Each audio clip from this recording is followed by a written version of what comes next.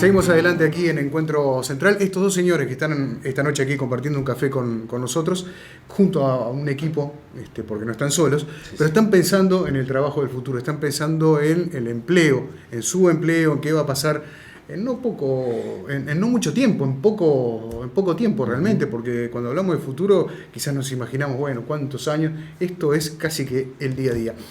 Héctor iba a poner un ejemplo que yo te lo corté antes de ir a la pausa porque me parece sumamente interesante. Tú comentabas que te habías reunido con la gente de Inditex, Zara. Zara, ahí van para conocimiento de la gente. Zara, las tiendas Zara, Sí. de capitales españoles, su casa matriz está en España, pero está instalada en casi todo el mundo. Tuvimos la oportunidad de reunirnos con él en Panamá en una actividad que hicimos con UNI, que es la Organización Sindical del Comercio y Servicio a nivel mundial. En una charla con él nos explicaba, nosotros estamos preocupados por eso, porque nosotros trabajamos con el público y no con un público extremadamente selecto. Nuestros productos son para capas medias, para laburantes más bajos, o sea, para todo el público. Si yo no cuido ese público, difícilmente pueda estar produciendo más y mejor para no venderle a nadie. Entonces él nos ponía dos ejemplos que están muy buenos y me gustaría compartirlos con ustedes. ¿Cómo no?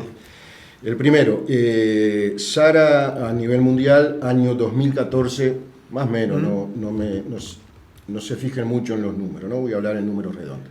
Zara en el 2014 tenía 140.000 trabajadores en todo el mundo trabajando en Zara. Año 2018, Zara es el año donde mayor incorporación de tecnología hacen en todas sus plantas del mundo. Año 2018, Zara tiene 190.000 trabajadores. 50.000 más. 50.000 más en 4 años. Entonces, él quería demostrar con eso que las nuevas tecnologías no generaban desplazamiento de mano de obra. Entonces empezamos a ahondar un poco más en la conversación con él y dijimos, bueno, pero esos 50.000 nuevos puestos de trabajo, ¿son trabajadores de Zara? No necesariamente. Pueden ser franquicias, que yo le entrego mi nombre y le permito que 10 trabajadores hagan algo para nosotros, o pueden ser trabajadores desde su propia casa que estén trabajando en varios temas, puede ser el diseño de moda, puede ser control de seguridad, en el tema que sea que Zara necesite. Entonces son 50.000 nuevos puestos de trabajo que no trabajan en Zara, trabajan para Zara y por lo tanto tienen que hacerse cargo de su seguridad social, su seguro médico, su retiro, todo. O sea, dijimos, hay una precarización del trabajo. Él dice que es cierto, pero no es menor también lo que dice, porque acá no se trata de que la verdad la tengamos solamente de un lado. Él dice, esos trabajadores han desarrollado un conocimiento y una capacidad distinta para poder trabajar en ese formato. Ya no alcanza solamente con saber leer y escribir, sino que yo como trabajador necesito cultivarme en otros terrenos para poder estar a disposición de los trabajos modernos. Entonces, dice, hay un mejor salario.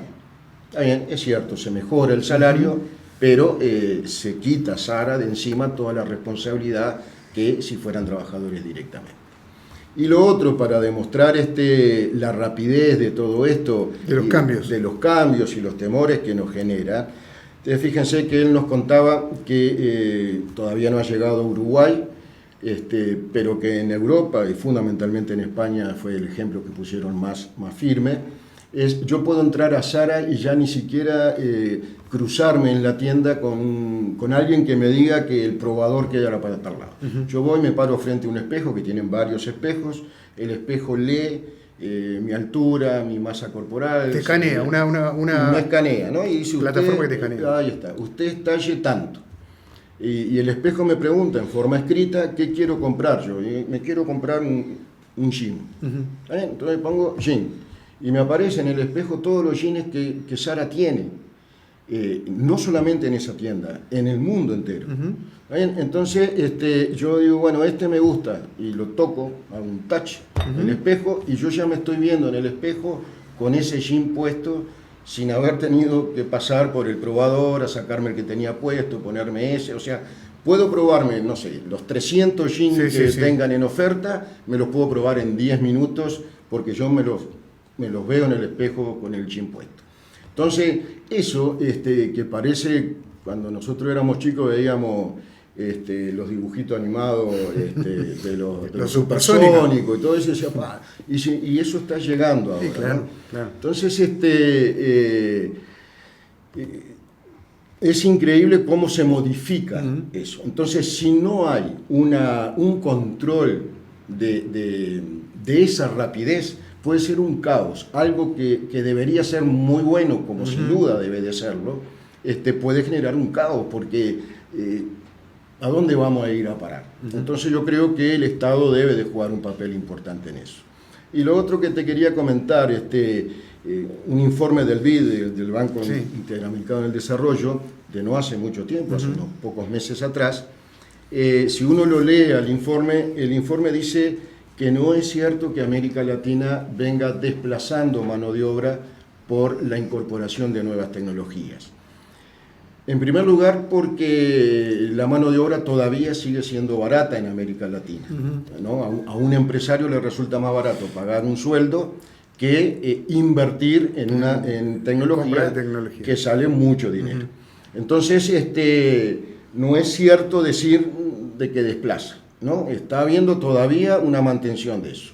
Sí te dice el informe que están desapareciendo algunos trabajos insalubres, que eso está bien, y no lo dicen por ser bueno, lo dicen justamente por eso, ¿no? Sin ánimo de meterme en el proyecto de la industria, un soldador de punto, ¿no? Aquel que desarrolle una soldadura específica, de calidad, por más protección que tenga, se está quemando los ojos al hacer esa soldadura. Sin embargo, ahora hay un robot que lo hace en 5 minutos, lo hace perfecto, y no exponemos a nadie en esos trabajos insalubres. O sea, que también debemos estudiar que algunos puestos de trabajo no está mal que la tecnología los desplace, sobre todo aquellos que tienen que ver con la seguridad e higiene en el trabajo. Claro. Y lo otro, que no son muchos los países en Latinoamérica que tienen la suerte que podemos tener nosotros los uruguayos de la conectividad que hay en Uruguay. Yo creo que el plan Ceibal en el Uruguay, que todo jubilado, niños escolares, tenga su computadora, ha ayudado muchísimo a desarrollar el tema de las tecnologías. No pasa lo mismo en países importantes, de economía importante como Brasil, por la dimensión que tiene Brasil. No es lo mismo un trabajador la conectividad en San Pablo, en Río, que en el resto del continente. Insumo fundamental para que las aplicaciones que y todos si los días vamos a contamos, África, funcionen. la cosa también es similar. Entonces, la tecnología también tiene ese problema de que necesita que un país haya desarrollado la conectividad que por suerte tenemos nosotros. Sí. Bueno, ese es el sueño del pibe, ir a un probador y no tener que sacarse la ropa, ¿no? La verdad que, Eduardo, ¿y por qué otros motivos te parece que en América Latina en particular, en la región en general, no están estos avances de la tecnología, no solamente por lo que mencionaba Héctor, relacionado a costos laborales muy bajos versus tecnología cara? En realidad, lo que nosotros estamos viendo es que los países centrales, que son los dueños de las tecnologías, los que inventan este tipo de maquinaria, los que las patentan. Claro, exactamente. O sea, están como priorizando primero la colocación de estas de la producción en base a tecnología en sus países, porque tienen mano de obra calificada, porque ya sus trabajadores han hecho un proceso. Mirá, en Alemania yo tuve la posibilidad de ir a visitar una siderúrgica de ThyssenKrupp, uno de los principales complejos siderúrgicos del mundo, y los trabajadores nos decían que hacía 20 años el 70% de los trabajadores de esa siderúrgica, que eran creo que 7.000 trabajadores, eran cuello azul, los obreros, y el 30% cuello blanco. Hoy, hace un par de años atrás, eso se había revertido. ¿Por qué? Porque toda la producción de la siderurgia era remota. O sea, ya eran ingenieros, eran técnicos, o sea, pero Alemania también hizo un proceso de capacitación, de formación profesional, hizo un proceso avanzado. A mí me parece, lo que nosotros nos estamos dando cuenta, que por ejemplo, en el Cono Sur, Uruguay es el que está mejor preparado para eso, para instalarse, para que se instalen. Y en otros países, por ejemplo, lo que está pasando es que se están colocando la producción más precaria, o sea, Claro. están buscando mano de obra muy barata, con poca capacitación, y a la hora de localizar las producciones, las multinacionales, colocan en esos lugares la producción más precaria y con poca formación. Sin Por ningún ejemplo, valor agregado. lamentablemente los trabajadores paraguayos, que es una cosa que siempre hablamos, en el norte de Paraguay hoy es más barato producir que en China. Ya es un mito que en China es barato producir. Por ejemplo, o en algunos lugares en el norte de Brasil, en las zonas selváticas, ya hay empresas que se están instalando ahí porque es muy barato, porque también han hecho un proceso de desprotección de los trabajadores. Estos gobiernos nefastos que están gobernando en esos países han ido contra los avances, contra los conquistas de los trabajadores, y bueno, lo que han hecho es bajar los salarios al máximo, explotar al máximo los trabajadores, ya no se paga horas extras, no se paga feriado, no se paga salario mínimo, y bueno, eso justamente es todo lo contrapuesto que tiene Uruguay. Uruguay tiene un proceso de una conectividad muy grande, el cable submarino, lo que es la tecnología 5G, que es lo que está por venir, que ya está llegando, pero todavía no. Eso no va a cambiar, capaz que dentro de 2 años ya la producción es totalmente distinta, y nosotros creemos que Uruguay es el país que está mejor preparado de nuestro continente para recibir esas inversiones. Por eso también es la concreción de la segunda planta de UPM, por eso es la concreción de algunas inversiones que están por llegar, porque Uruguay es un campo fértil, porque tiene mano de obra preparada, porque es verdad que los gurises, cuando lo pensábamos hace 10 años, lo de la computadora, ya esos gurises hoy vuelan en lo que es la informática, y bueno, y afortunadamente están saliendo de los barrios más carenciados, gurises con mucha preparación en eso, y también ha ido cambiando. El problema es que hacemos con los que no vivimos ese avance tecnológico, ¿no? Con los trabajadores de promedio, que bueno, que no hemos podido terminar el liceo, que no hemos podido acceder a algunos cursos de recapacitación, y bueno, en ese sentido también tiene que ver, por ejemplo, nuestro proyecto de conocer qué nivel socioeducativo tenemos los trabajadores de la industria, ¿no? Que es uno de los... Decir, bueno, esto es lo que somos, los trabajadores de la industria somos mujeres, somos hombres, tenemos esta escolaridad y necesitamos esto, ¿no? Creemos que bueno, que el tema de terminar el liceo, terminar el ciclo básico, tener alguna formación profesional, tiene que ver con elevar el conocimiento de los trabajadores, de esa manera elevar, estar más preparados para lo que se viene, que son máquinas, que son procesos productivos totalmente computarizados. Nos decían, queremos aprender inglés, nos decían los compañeros en los talleres. Y sí, es verdad, hoy afortunadamente los gurises manejan el inglés, pero nosotros no. Claro. Y eso también es una barrera a la hora de enfrentarse a una máquina, ¿no? Sí. Qué interesante que para la aplicación de estas nuevas tecnologías uno llega a la conclusión de que trabajadores fuertes, con sindicatos fuertes, que lleven adelante capacitación, con empresarios que también se la jueguen a la inversión y a trazar también estas líneas de alguna manera para ver qué nos depara el futuro, y un Estado que esté vigilante a todo esto, es una buena combinación. Sí, claro. O sea, Héctor lo decía al inicio, la tecnología es una herramienta. Claro. Yo ponía un ejemplo que decía, la energía atómica es una energía. Algunos la usaron bien y otros lamentablemente la usaron horrible. Y la tecnología es eso, es una herramienta. Nosotros no estamos plantados en el sentido de que, bueno, vamos a romper esa máquina. Vamos a prepararnos para tener una organización fuerte que también de cierta manera condiciona a los empresarios a negociar con nosotros a un reparto un poco más desigual, ¿no? Igualitario, perdón. En ese sentido es lo que tiene que ver con el movimiento sindical, cómo estamos embarcados en esto, en decir, bienvenidas sean las inversiones, bienvenidas sean las aplicaciones tecnológicas, cómo nos preparamos los trabajadores para eso.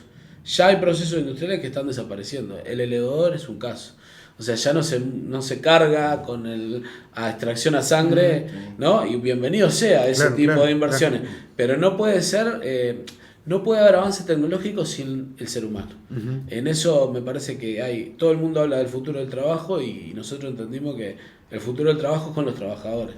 Y como que era una pata que estaba bastante ausente, por eso también los compañeros de FUESI lanzaron el proyecto, nosotros hicimos un proyecto medio espejo a la experiencia de ellos, decir, bueno, hoy la voz de los trabajadores, ¿dónde está para esto?